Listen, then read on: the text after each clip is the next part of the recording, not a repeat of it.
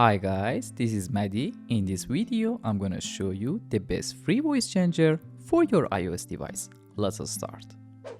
First, go to App Store. Then search voice changer. Download and install this application. After that, open the app. At this point, we record our own voice that we want to change. So tap on record. This is test 1, 2, 3. There are 26 sound effects here, all of which are free to use. So let's listen to some of these effects. This is test 1, 2, 3.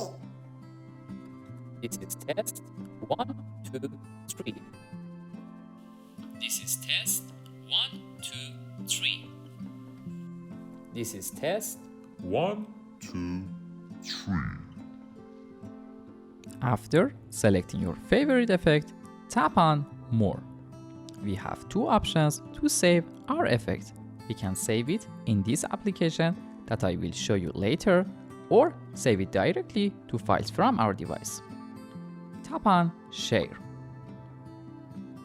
Then choose Save to Files. Select Save. Also, you can save it here.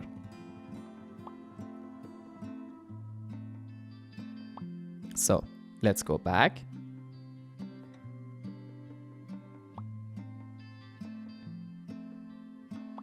Tap on More.